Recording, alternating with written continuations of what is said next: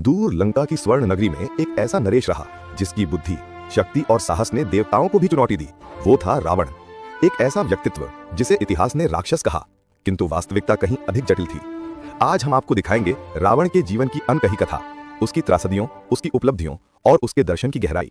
ये कहानी सिर्फ युद्ध की नहीं, बल्कि ज्ञान, प्रेम, अहंकार और न्याय की भी है।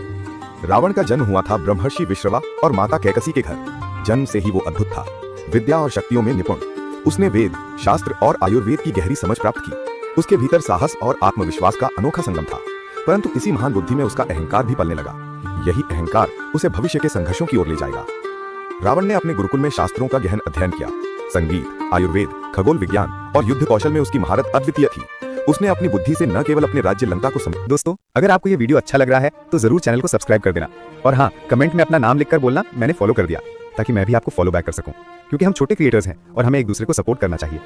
और हाँ, मेरी अगली वीडियो में मैं अपने सब्सक्राइब करने वाले दोस्तों को प्रमोट भी करूंगा, तो जल्दी से सब्सक्राइब करो, नाम लिखो और बनो हमारी क्रिएटर फैमिली का हिस्सा। समृद्ध किया, बल्कि वो उस समय का एक अत्यंत विद्वान राजा बन गया। किंतु विद्या का भार उसके मन में अहंकार का बीज भी बो गया था। वो जानता था कि ज्ञान शक्ति है, परंतु उसे नियंत्रण में रखना कठिन था।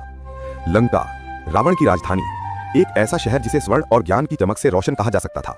उसके शासन में विज्ञान और कला का विकास हुआ, संगीत और साहित्य में प्रगति हुई और जनता सुखी और समृद्ध थी।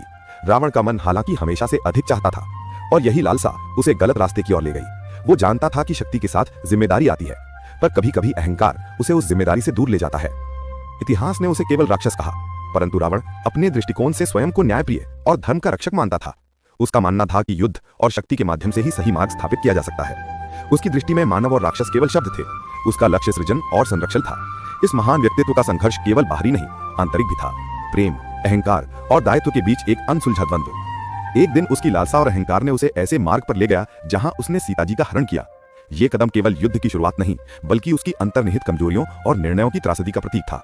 रावण जानता था कि ये निर्णय भविष्य में उसके पतन का कारण बनेगा, परंतु अहंकार और शक्ति की लालसा उसे रोक नहीं सकी। इस गलती ने उसे राम के न्यायपूर्ण मार्ग के खिलाफ खड़ा कर दिया। लंका का युद्ध ये केवल दो सेनाओं का नहीं, बल्कि धर्म और अधर्म, अहंकार और न्याय के बीच संघर्ष था।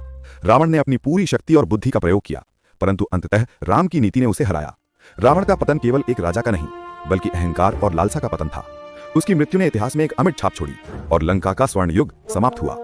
रावण केवल एक युद्धरत राजा नहीं था, वो एक महान विद्वान, संगीतज्ञ और विचारक भी था।